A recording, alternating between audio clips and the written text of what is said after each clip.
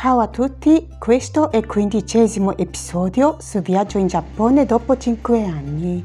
Nello scorso video siamo arrivati a Ise da Kyoto e abbiamo visitato una delle 2 zone di un santuario shintoista Ise-jin-gu, che è uno dei santuari più importanti del Giappone. E oggi vi farò vedere una zona principale di Ise-jin-gu e vi racconterò la sua storia speciale. Ise-jin-gu è un gruppo di santuari shintoisti consacrato alla dea Amaterasu Omikami, che è una dea più importante della mitologia giapponese, che si chiama Kojiki ed è la dea del sole e dicono che sia un antenato dell'imperatore giapponese. È considerata una dea che ha un enorme potere per esaudire qualsiasi desiderio e per questi motivi vengono quasi 8 milioni di persone all'anno a visitarla e per fare loro preghiere. All'ingresso dell'area sacra c'era un enorme portale che si chiama Torii e subito attraversiamo un ponte Uji dove sotto scorre il fiume Isuzu.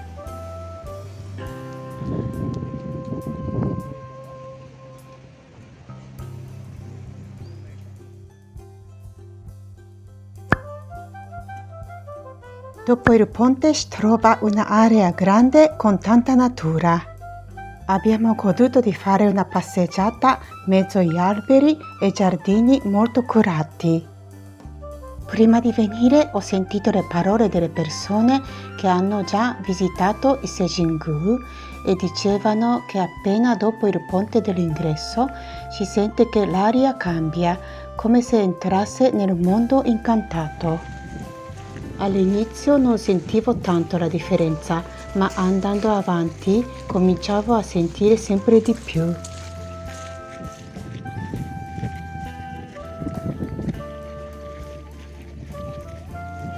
Questo è un posto che si chiama Temizusha, dove si lava le mani e sciacquare la bocca per purificare il nostro corpo e l'anima prima di fare le preghiere. Nell'area di Ise-jin-gu principale dove stiamo visitando in questo video c'è il fiume Isuzu, come potete vedere, che è considerato sacro anche questo, essendo il fiume che circonda i santuari consacrato alla dea più importante del shintoismo, e maggior parte dei visitatori lavano le mani con l'acqua del fiume.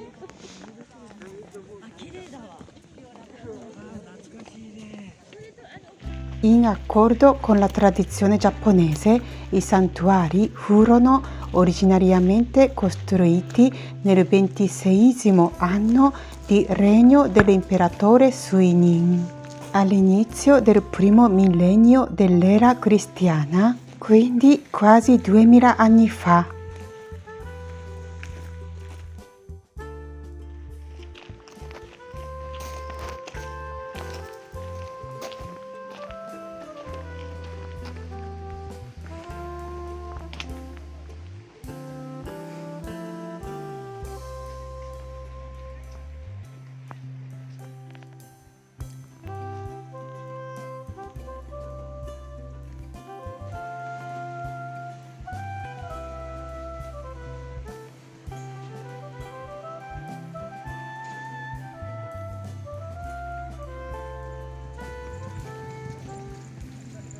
Nell'area ci sono diversi santuari grandi e minori. Noi, guardando la mappa, abbiamo cercato tutti i santuari, abbiamo fatto le preghiere davanti a ogni santuario.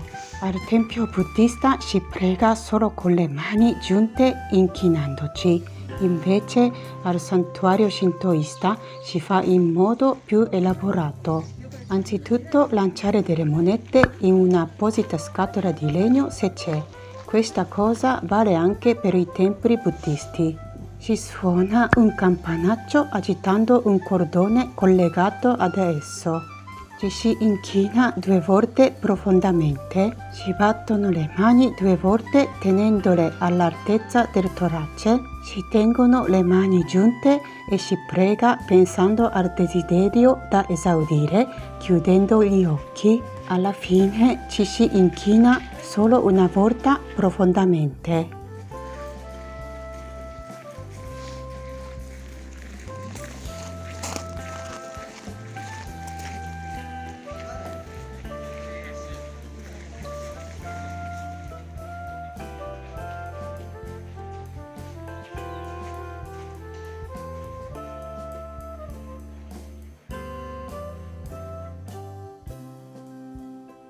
I santuari del complesso vengono smantellati e ricostruiti sempre identici una volta ogni 20 anni. Gli edifici attuali costruiti nel 2013 sono la 62esima ricostruzione. La prossima è in programma per il 2033. Anche da questa cosa ci fa capire quanta cura che hanno e la possibilità economica, essendo uno dei santuari shintoisti più importanti in Giappone. Ricostruendoli di continuo, mantengono la loro esistenza eterna di questo posto così sacro per noi giapponesi.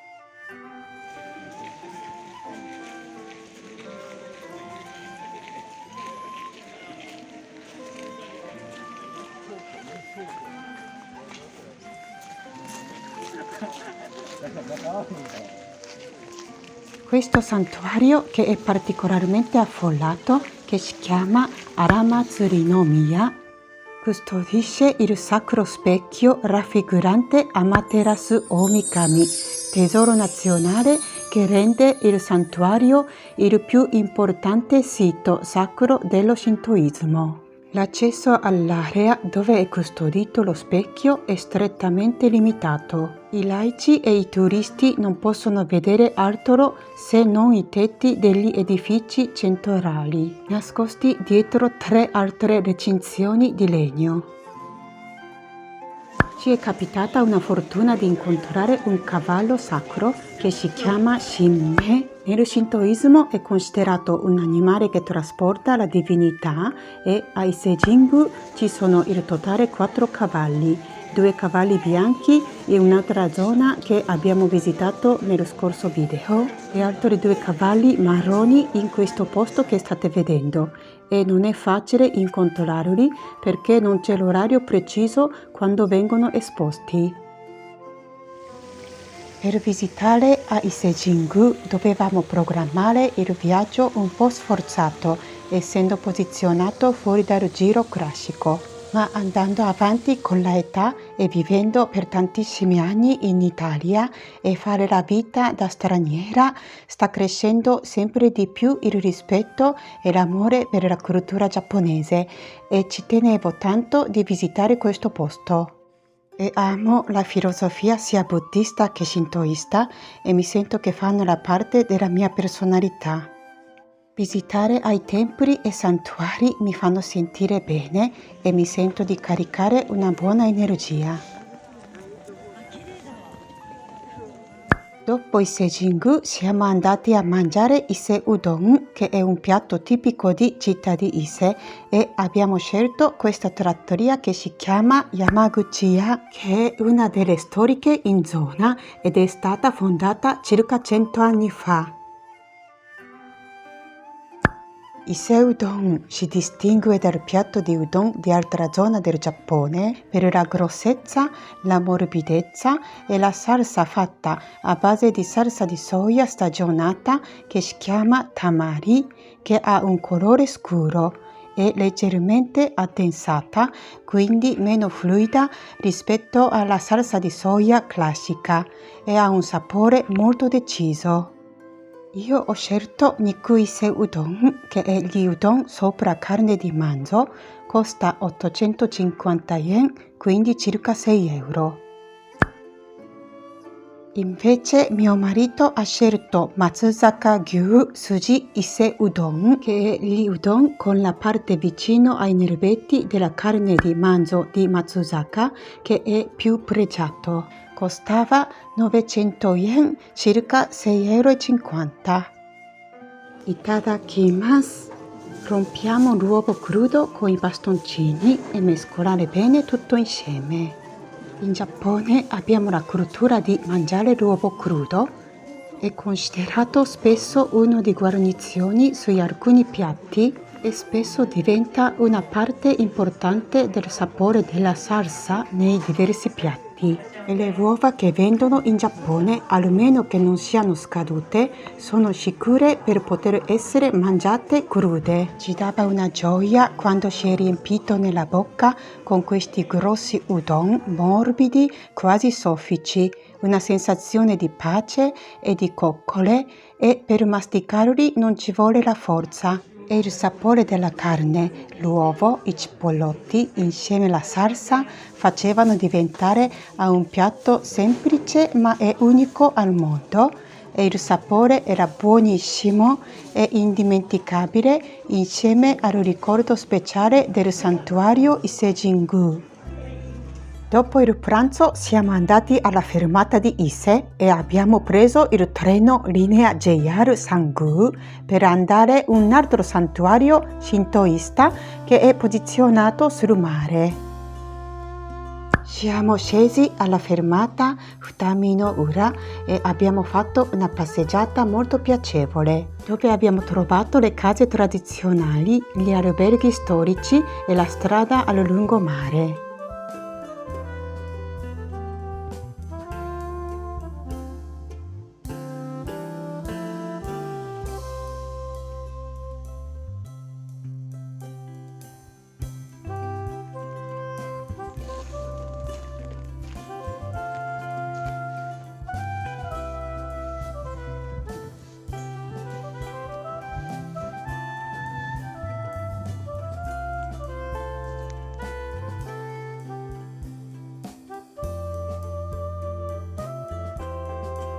Siamo arrivati a Futami Okitama Jinja. È un santuario che ha un collegamento con un santuario Ise-jin-gu e tante persone che visitano a Ise-jin-gu visitano anche questo santuario. E custodisce Dio del mare e suo messaggero è una rana.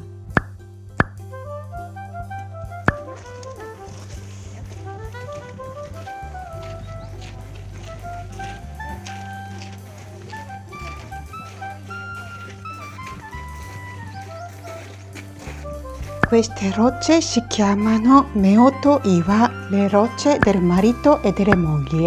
E il cordone che lega due rocce viene cambiato 3 volte all'anno.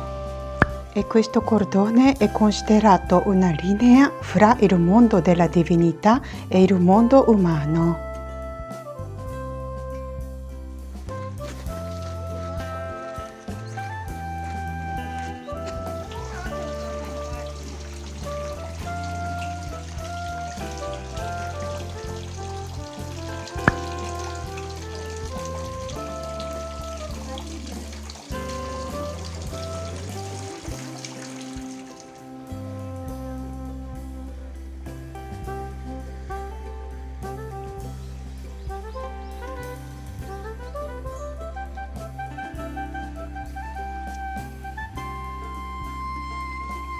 Ho trovato un piccolo torii sulla roccia del marito.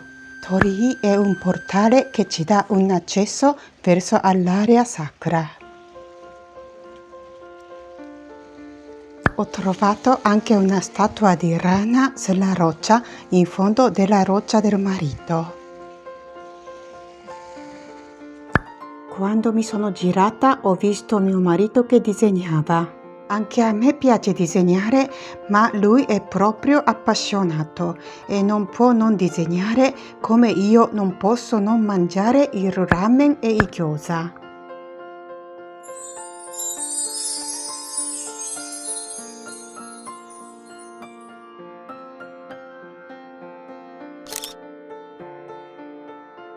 Dopo Futami Okitama Jinja siamo andati a un acquario che era vicino, ma sta diventando troppo lungo questo video, quindi vi farò vedere nel prossimo video. Invece adesso vi farò vedere cosa abbiamo mangiato per la cena questo giorno. Siamo andati a Izakaya specializzata in pesci vicino alla stazione di Ise che si chiama Sakanaya Dojo. Abbiamo mangiato i sashimi misti che sarebbero i pesci crudi, dashimaki tamago che sarebbe la frittata morbida e succosa con il brodo dashi, i gamberi fritti naturalmente con mitico namabiru che sarebbe la birra cruda giapponese. Erano tutti buonissimi, facendo bis di birra entrambi con un piatto di verdure che non avevo le foto. Abbiamo speso circa 7.600 yen, quindi circa 54 euro. Quando siamo tornati in albergo ho assaggiato un beignet con la crema che ho preso in giro durante la giornata. Beignet francese arrivata alla fine del 1800 da una patissier francese e da lì abbiamo cominciato a imparare la pasticceria francese e a realizzare moltissimi dolci francesi. Infatti in Giappone esistono numerose pasticcerie occidentali quanto quelle giapponesi tradizionali. Sono più amante di dolci giapponesi, ma questa beignet spinose mi ha conquistata. Lo so che non è una cosa saggia mangiare un beignet prima di dormire, ma dopo 20.000 passi che ho fatto posso permettermelo. Nel prossimo video andremo a visitare un acquario molto particolare, dove è possibile avere contatto con gli animali. Oh, Se vi è piaciuto questo video sul viaggio in Giappone, cliccate mi piace e iscrivetevi al mio canale se siete amanti del Giappone e della cucina giapponese. Ci vediamo presto, ciao a tutti!